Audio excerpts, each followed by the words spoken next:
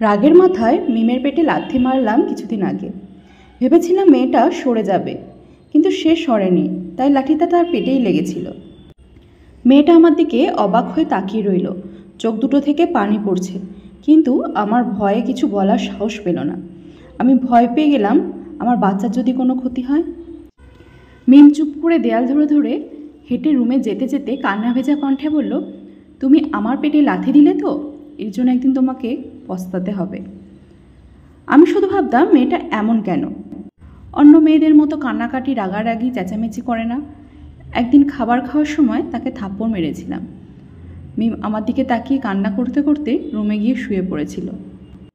কিছুক্ষণ পর আমি বললাম, রাগ কন্ট্রোল করতে পারিনি তাই মেরেছি, এর জন্য না খেয়ে থাকতে হবে? মেয়েটা ভয়ে ভয়ে বলল, বাবার বাড়ির সব কিছু ছেড়ে তোমার কাছে এসেছি, আর সেই তুমি কি না? কথায় কথায় আমার গায়ে হাত তোলো, দেখবা একদিন খুব আফসোস করবা, বলে ঘুমিয়ে গেল। স্পষ্ট দেখতে পেলাম চোখ দুটো থেকে তার পানি পড়ছে। দেখতে দেখতে মিমের ডেলিভারির সময় চলে এসেছে। একদিন রাতে মিম আমাকে বলল, আমাকে একটু জড়িয়ে ধরবা, খুব কষ্ট হচ্ছে। আমি কিছুটা বিরক্ত হয়েই বুকে নিলাম। ও বলল, শোনো, ডেলিভারির পর যদি আমার কিছু হয়ে যায় তাহলে আমার বাচ্চাটাকে তুমি দেখে রেখো। আমার মনের মধ্যে কেমন যেন ব্যথা করে উঠল তার কথাটা শুনে, কিন্তু বললাম, ঠিক আছে, দেখে রাখবো। মিমের ডেলিভারি হলো।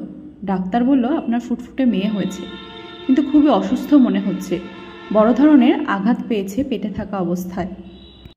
আমি গিয়ে মেয়েকে কোলে নিলাম, একদম মিমের মতো দেখতে হয়েছে। হঠাৎ করে মনে হলো মিমের কথা। আমি ছুটে গেলাম তার কাছে, দেখলাম মিম খুব অসুস্থ।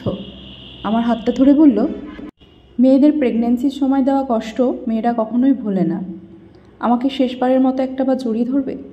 আমি পাগলের মতো জড়িয়ে ধরলাম তাকে, কিন্তু তার দেহটা ততক্ষণে স্থির হয়ে গেছে। ডাক্তার বলল, প্রেগন্যান্সির সময় ওনার পেটে গুরুতর আঘাত লাগায় এতদিন ধরে উনি ধীরে ধীরে মৃত্যুর দিকে এগিয়ে গেছেন। আমরা শুধু ভাবছি এত বড় ব্যথা উনি কিভাবে এতদিন সহ্য করেছেন। আমার মাথায় আকাশ ভেঙে পড়ল। আমার মিম কোথায়? আমার ভালোবাসা কোথায়?